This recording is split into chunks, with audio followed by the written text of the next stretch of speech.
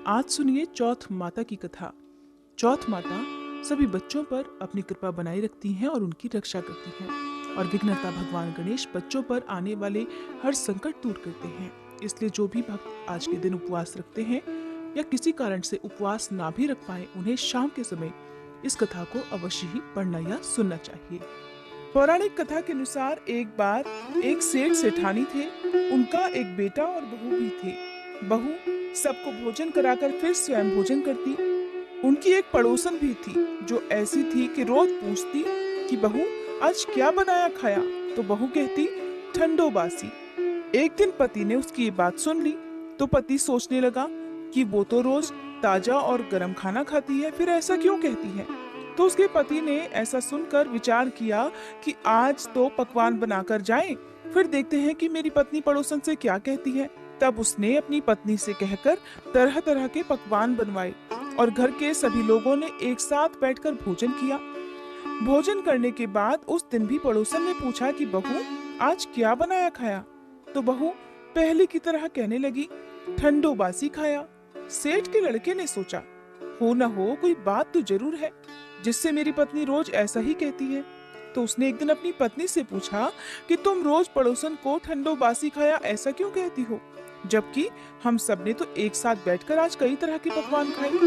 तो उसकी पत्नी कहने लगी हम सब जो खा रहे हैं वो हमारे बाप दादाओं की कमाई है।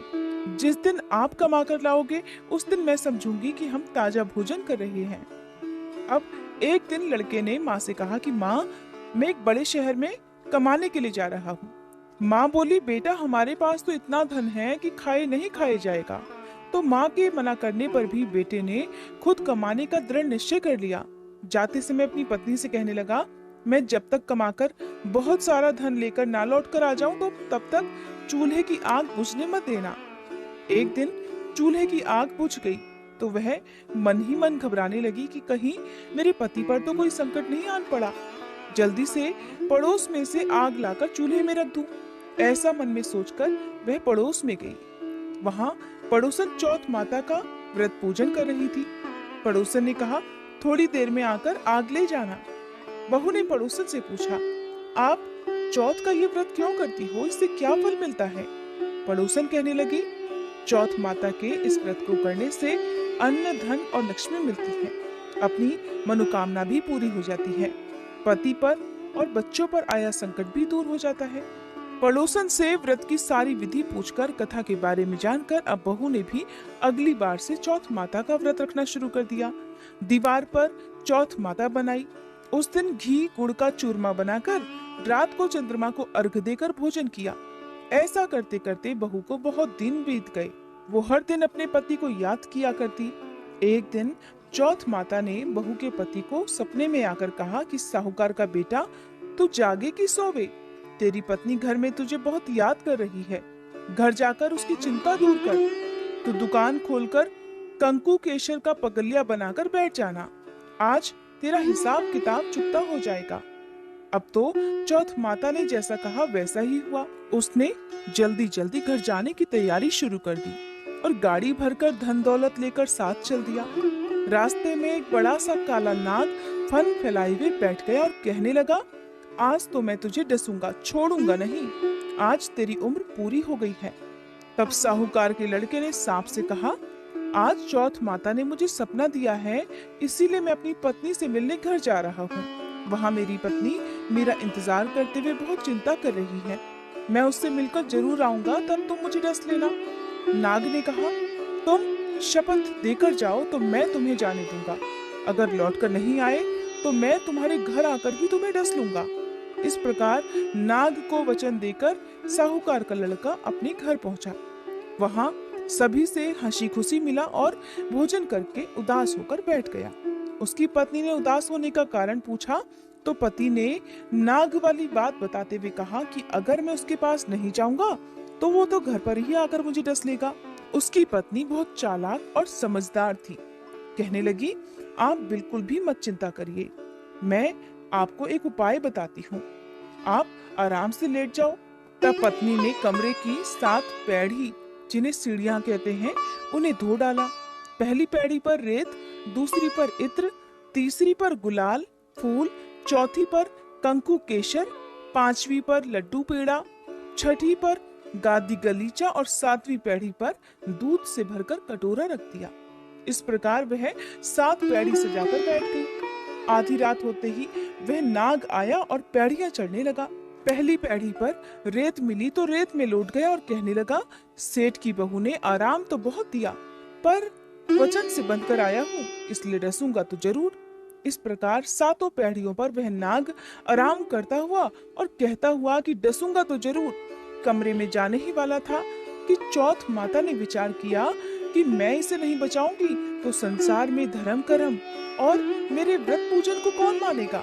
अब तो गणेश जी, चंद्र देवता और चौथ माता ने साहूकार के बेटे को बचाने का विचार कर लिया।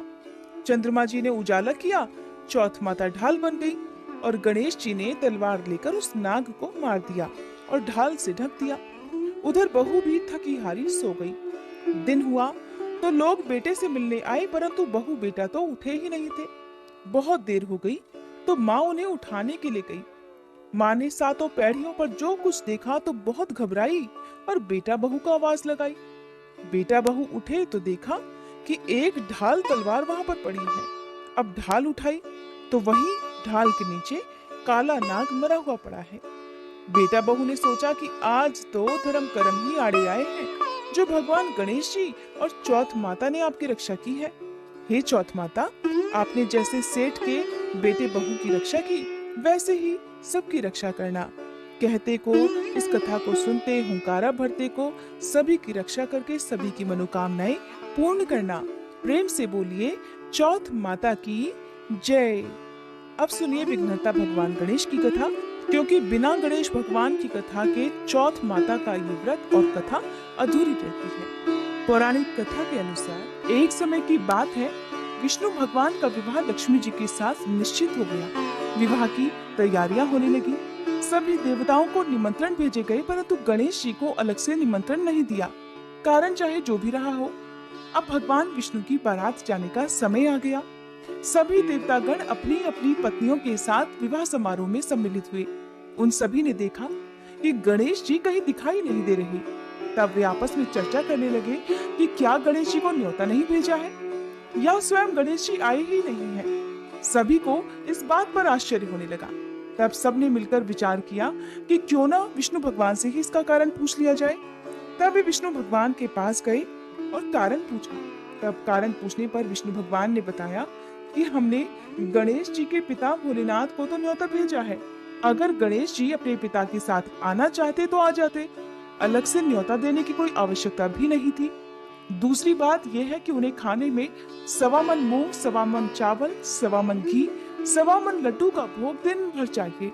यदि गणेश जी नहीं आएंगे तो कोई बात नहीं, और वैसे भी दूसरे के घर जाकर इतना ढेर सारा खाना पीना अच्छा भी तो नहीं लगता।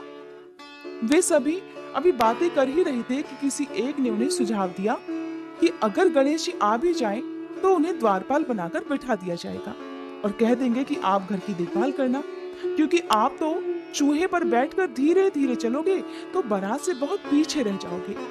सबको ये सुझाव पसंद आ गया। तब विष्णु भगवान ने भी अपनी सहमति दे दी। अब होना क्या था, विवाह के लिए बारात चलने ही वाली थी कि इतने में ही गणेश जी वहां पर आ गए और उन्हें सुझाव के अनुसार समझा बुझाकर घर की रखवाली करने के लिए बैठा दिया गया। बारात चल दी। तभी वहां पर देवर्षि नारद वीणा बजाते हुए नारायण नारायण करते हुए पधारे। उन्होंने देखा कि गणेश जी तो दरवाजे पर ही बैठे हुए हैं। तब उन्होंने मुस्कुराते हुए गणेश जी से उनके रुकने का कारण पूछते हुए कहा कि क्या बात है गणेश जी, आपको विष्णु भगवान अपनी बारात में लेकर नहीं गए? तो गणेश जी कहने लगे कि विष्णु भगवान ने तो मेरा बहुत अपमान किया है और इस प्रकार मुझे द्वार पर रखवाली करने के लिए बैठा दिया है। नारद जी मुस्कुराते हुए फिर से कहने लगे, कोई बात नहीं विघ्नहर्ता गणेश जी, आप अपनी मूषक सेना को आगे भेज दीजिए तो वह रास्ता खोद देगी, जिससे सभी बारातियों के वाहन धरती में धंस जाएंगे। तब तो सम्मान पूर्वक उन्हें आपको बुलाना ही पड़ेगा। अब गणेश जी ने नारद जी के कहे अनुसार अपनी मूषक सेना जल्दी से आगे भेज दी और देखते ही देखते उनकी मूषक सेना ने आगे की सारी जमीन पोली कर दी। कुछ देर के बाद जब बारात वहां से निकली तो रथों के पहिए धरती में धंस गए। सभी ने बहुत कोशिश कर ली किंतु पहिए नहीं निकले।